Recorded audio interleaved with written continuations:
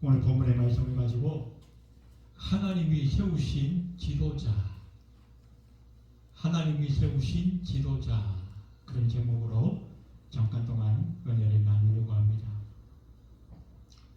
10대 후반의 나이에 아직 성인이 되기도 전에 하나님께 택하심을 받고 기름 부음을 받았던 다윗. 그러나 무려 15년 동안이나 사울 왕의 미움을 받아 도망자의 삶을 살았던 다윗. 그 이후에 사울 왕이 하나님의 심판을 받아 죽은 다음에 바로 이스라엘의 왕이 되지 못하였고 유다의 지파의 왕으로 7년 반을 섬겼습니다. 그러다가 오늘 본문에 드디어 모든 고난과 모든 과정이 다 끝나고 온 이스라엘 12지파의 명실공히 최고의 왕으로 자리 잡게 되는, 왕으로 등극하는 그 기사가 오늘 본문에 등장하게 됩니다. 몇 주 전에 우리가 살펴본 말씀 중에 사울의 집은 약하여져 가고 다윗의 집은 강하여져 간다, 그런 말씀을 우리가 보았죠. 그때에 다윗이 특별히 한 것이 없었는데 하나님의 은혜로 강하여져 갔다, 그런 말씀을 우리가 본 적이 있습니다. 오늘 본문에 이 다윗이 왕이 되는 과정 위에도 역시 마찬가지였어요. 다윗이 어떤 사람들과 모의를 한다거나 힘을 합쳐서 어떤 이 세력을 키운다거나 또 아니면 북쪽 이스라엘을 향해서 전쟁을 선포하고 무력으로 나아갔다거나 그런 모습이 하나도 없어요. 다윗은 한 것이 아무것도 없었습니다. 그런데 이스라엘 백성들이 자발적으로 찾아와서 우리의 왕이 되어 주십시오 라고 요청하고 있다는 것입니다. 오늘 우리는 이 본문을 통해서 온 이스라엘 최고의 왕이 되는 이 다윗의 모습, 그 모습을 우리가 살펴보면서 하나님이 세우시는 지도자는 과연 어떠하여야 하는가, 몇 가지로 좀 살펴보면서 잠깐 동안 은혜를 나누려고 합니다. 자, 하나님이 세우시는 지도자는 어떠해야 하는가? 첫 번째는 백성들이 인정하고 추대하는 지도자여야 한다는 것입니다. 오늘 1절 말씀을 보니까 이스라엘 모든 지파가 헤브론에 이르러 다윗에게 나와 이르되 보소서 우리는 왕의 한 고륙이니이다. 사울에 이어서 북쪽 이스라엘의 왕이 되었던 이스보셋마저 측근들에 의해서 모반을 일으킨 그 측근들 때문에 이제 암살에 당하게 됩니다. 그리고 이스라엘은 바야흐로 지도자의 공백 상태가 생겨나게 되었습니다. 그러자 이 북쪽 이스라엘과 남쪽 유다 지역과 대치하고 있던 이 북쪽 이스라엘의 모든 지파의 사람들이 헤브론에 있는 다윗에게로 나옵니다. 그리고 왕으로 추대하겠다고 먼저 요청을 하는 거예요. 역대상 12장에 보시면 이때 다윗에게로 나왔던 그 이스라엘 사람들의 숫자가 무려 35만 명이나 되었다라고 말씀하고 있습니다. 뭡니까? 온 이스라엘 백성들이 통틀어서 다윗을 자기들의 왕으로 삼는데 전적으로 동의하고 있다는 것입니다. 오늘 3절에도 이스라엘의 모든 장로와 다윗이 여호와 앞에 언약을 맺었다라고 말씀하고 있습니다. 이 언약을 맺었다는 것은 그냥 성경에 그렇게 기록되어 있으니까 그런가 보다라고 생각할 수 있지만 대단한 너무나 놀라운 일이 아닐 수가 없습니다. 다윗은 정말 손 하나 까딱하지 않았는데 이스라엘 백성들이 자발적으로 이 다윗에게 나와서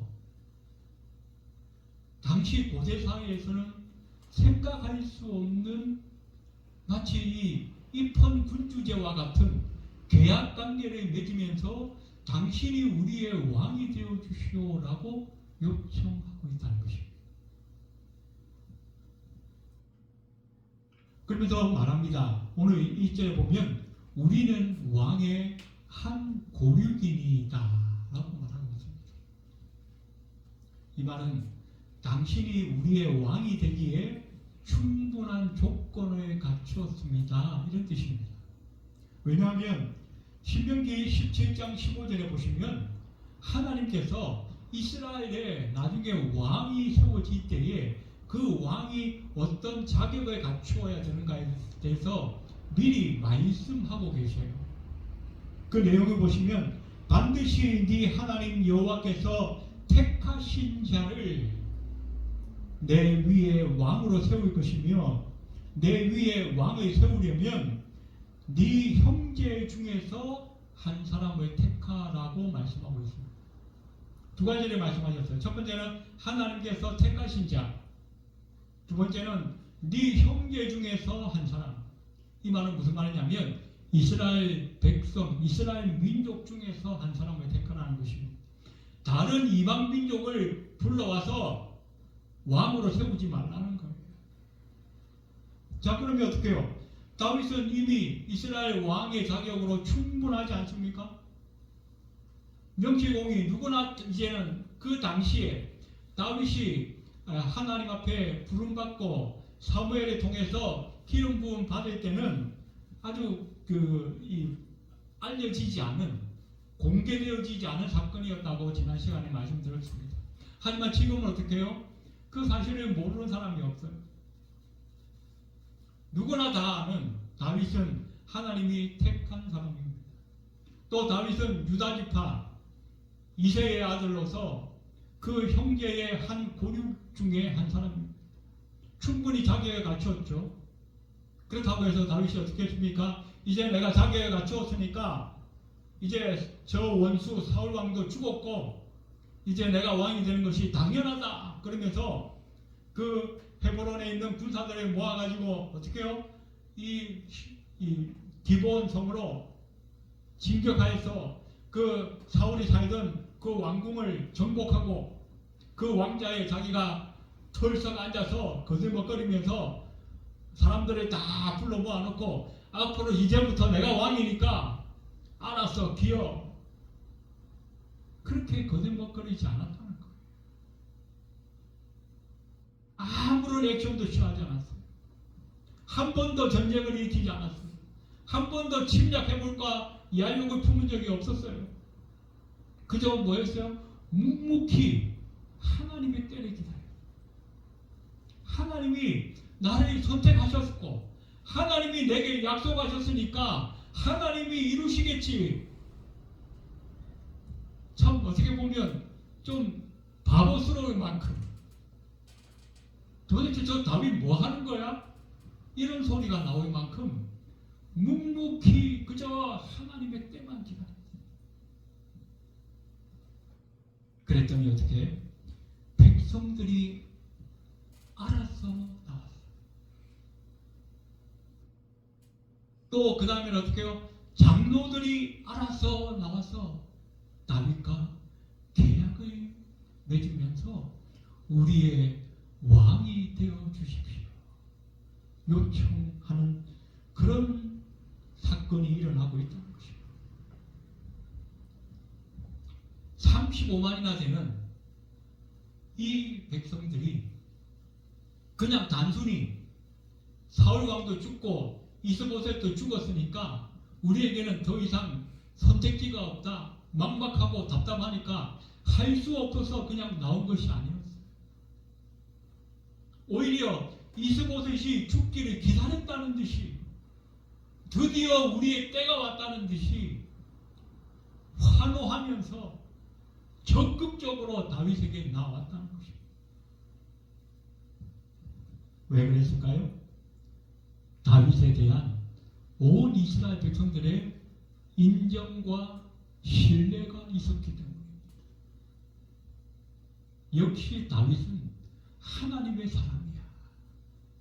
그가 도망자 신세를 살면서도 주변 사람들에게 했던 그 모든 행적들, 사울 왕에게 요나단에게 했던 그 모습들, 그리고 그 원수들을 대하고 자기를 공격하고 중상모략하는 그 모든 자패들을 대하는 그 다윗의 모습들, 그 모습들을 듣고 보고 하면서 역시 하나님이 택하신 사람은 다르구나. 그런 다윗에 대한 인정과 신뢰가 있었기 때문에 오늘과 같은 그런 사건이 일어날 수 있었다는 것입니다. 그래서 어떻게 해요? 하나님께서 세우시는 하나님 나라의 지도자는 위에서부터 내려와서 강압적으로 억누르는 그런 권세를 휘두르는 지도자가 아니라 밑에서부터 위로 존경받고 인정받고 추대받아서 세워지는 그런 지도자이다라고 성경은 우리에게 가르쳐주고 있다는 것입니다. 두 번째, 하나님께서 세우시는 지도자는 어떤 사람인가? 백성들을 섬김으로 다스리는 지도자라는 것입니다.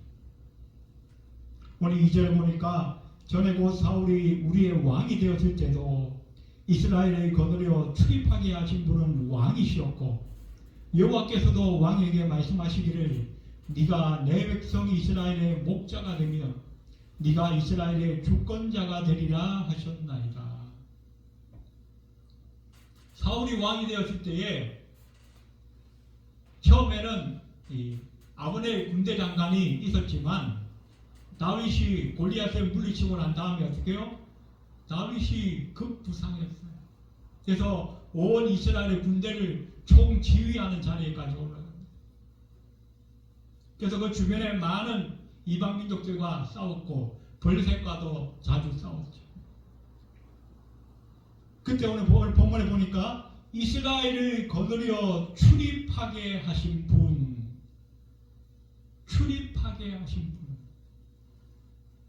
전쟁에 나갈 때마다 이스라엘 군대를 이끌고 들어갔다가 나갔다 했던 사람이 바로 이 다윗 왕이라는 것입니다. 근데 이 출입하게 하신 분, 히브리어에 보니까 모치 웨 하메비 이렇게 되어 있어요. 들어가고 나갔다 이런 뜻인데 이스라엘 군대를 잘 지휘함과 동시에 그 모든 군대뿐만 아니라 온 이스라엘 백성들의 마음을 살 만큼 인자와 온유로 다스렸던 지휘관이라는 것입니다. 그래서 이스라엘 백성들에게 소문이 났어요. 야, 저 군사령관 참 멋진 사람이다. 싸움만 잘하는 게 아니야. 군사들을 얼마나 잘 돌보고 북돋는지 몰라. 그래서 그때 그 군대에 그 군사로 있었던 사람들이 어떻게 오랜 시간이 지나도 기억할 만한 그런 군 지휘관이었다는 것이죠.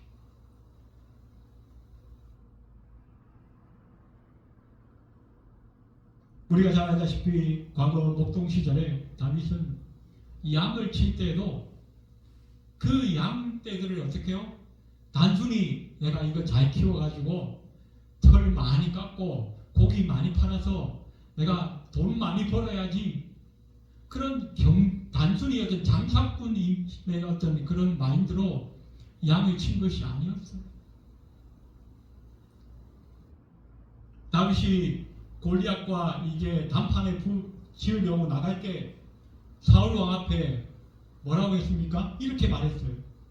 사무엘상 17장 34절에 보니까 다윗이 사울에게 말하되 주의 종이 아버지의 양을 지킬 때에 사자나 곰이 와서 양떼에서 새끼를 물어가면 내가 따라가서 그것을 치고 그 입에서 새끼를 건져내었고 그것이 일어나 나를 해하고자 하면 내가 그 수염을 잡고 그것을 쳐 죽였나이다. 사자나 곰이 내 양떼를 잡아먹으려고 다가오면 다윗이 어떻게 했다고요? 내가 그것을 물리쳤다. 그 수염을 잡고 내가 그것을 쳐 죽였다. 이 말은 무슨 말입니까? 다윗이 삼손처럼 힘이 아주 대단한 장사였다는 그런 말이 아닙니다. 다윗은 그냥 어린 나이에 양을 치는 목동에 불과했어요. 그런데 그 양떼를 헤아리고자 하는 그런 대적이 오게 되면 자기의 목숨을 던지기까지 그 양들을 사랑하고 지켰다는 거예요. 이것은 목동으로서 단순히 그냥 다윗이 성실하고 책임감 있는 사람이니까 그랬겠지가 아니에요. 그 양떼 한 마리 한 마리를 정말 사랑하고 아꼈다는 것이죠.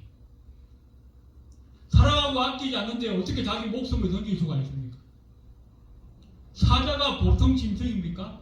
곰, 웬만한 삼손 같은 그런 장사가 아니면 근처에 갈 수도 없어요. 우리 같으면 어떻게 해요? 멀리서 사자 소리만 들려도 다 도망가지 않겠습니까? 양이고 뭐고 다치고 던지고 일단 내가 살아야지. 그런데 다윗은 철저하게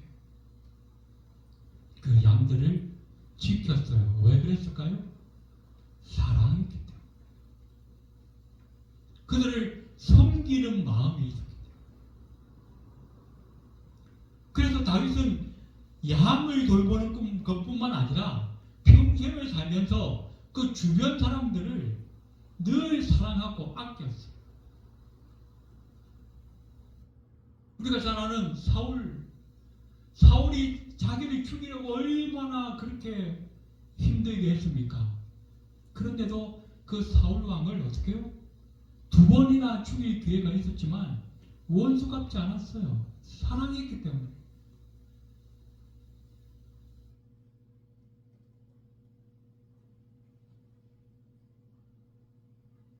또 우리가 잘 아는 나발이라는 사람도 있죠. 다윗과 그 무리들이 이 유다 남방 지역의 그 외적들을 막아주고 이 나발의 양들이 잘 자랄 수 있도록 지켜줬음에도 불구하고 나발이 그 은혜를 모르고 이 다윗에게 막 무시하는 그런 말까지 합니다. 그랬음에도 어떻게 해요? 다윗은 그 나발을 용서했어요. 또 다윗이 나중에 이 아들 그 압살롬이 반역을 일으켜 도망갈 때에 시므이라고 하는 사람이 나와서 막 다윗을 개무시하지 않습니까? 망발하고 저주하고. 그럼에도 어떻게 해요? 그 시므이를 용서해 주었습니다.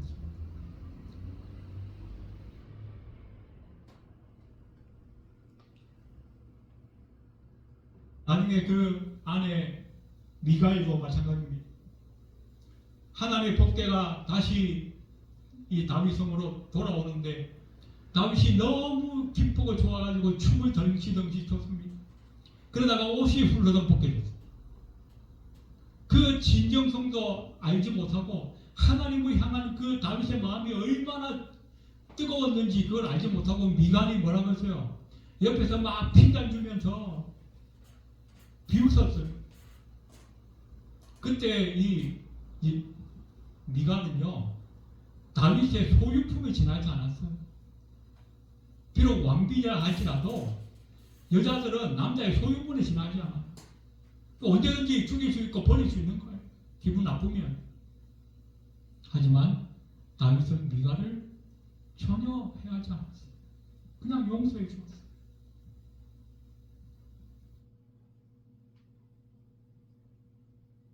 자기에게 적대적이고 자기를 무시하고 깔보는 그런 사람들도 함부로 대하지 않고 늘 인자와 온유함으로 대했던 사람, 늘 섬기는 자세로 대했던 사람, 그 사람이 바로 다윗이기 때문에 하나님께서 이 다윗을 온 이스라엘의 최고의 지도자로 세우시게 되었다는 것입니다. 예수께서도 세상에 있을 때 이렇게 말씀하셨습니다. 마태복음 20장 26절에 보니까 너희 중에는 그렇지 않아야 하나니 너희 중에 누구든지 크고자 하는 자는 너희를 섬기는 자가 되어야. 마태복음 23장 11절에도 너희 중에 큰 자는 너희를 섬기는 자가 되리라. 하나님 나라의 큰 자는 뭐 하는 자라고요? 섬기는 자. 그래서 예전에 제가 아는 목사님, 존경하는 목사님 중에 그 목사님이 자기 교회에서 가장 존경하는 성도 한 사람이 있는데 그 성도는 누구냐면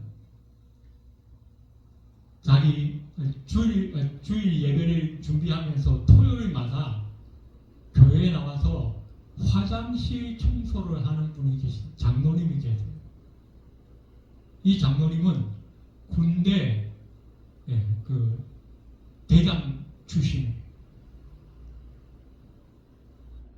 군대에서 최고의 명예와 영광을 누렸던 그분이 교회에 오면 가장 더럽고 냄새나는 화장실을 청소하면서 성도들을 섬긴다는 거예요. 그래서 자기는 그분을 그렇게 존경한다.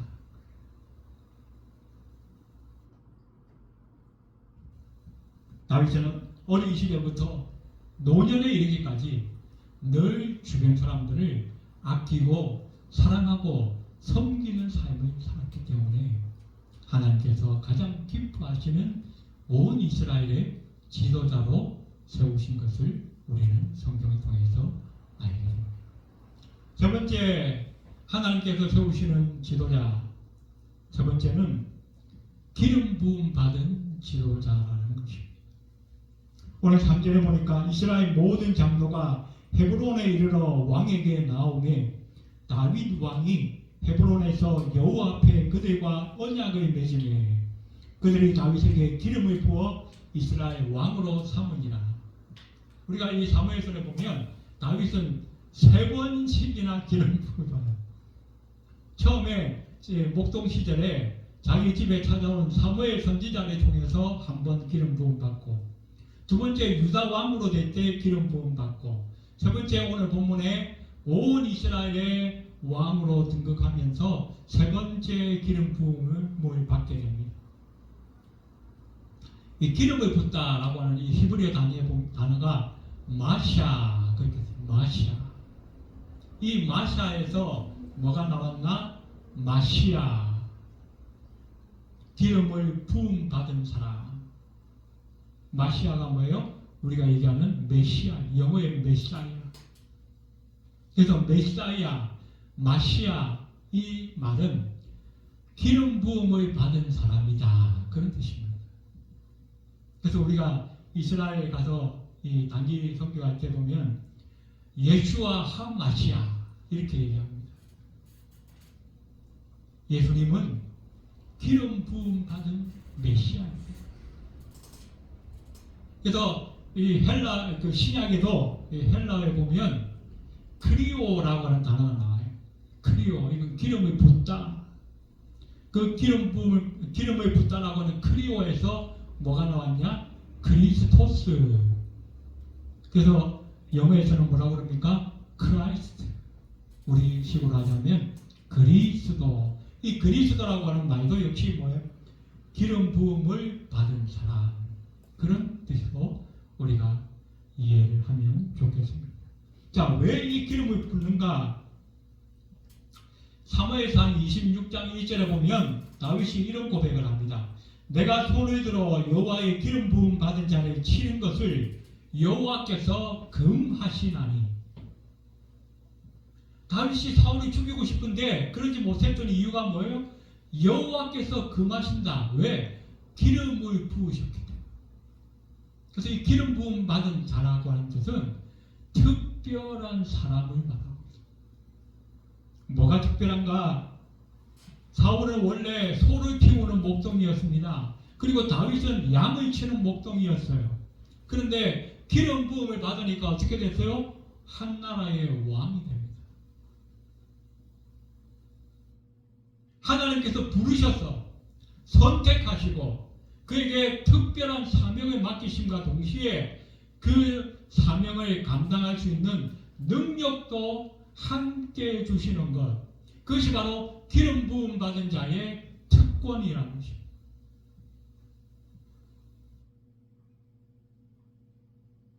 그래서 이 기름 부음 받은 사람의 특징은 특별한 신분으로 바뀌어짐과 동시에 그 삶 자체가 특별한 삶이 되어지는 거예요. 이제는 하나님께 구별되어져서 선택받은 사람이라는 거예요.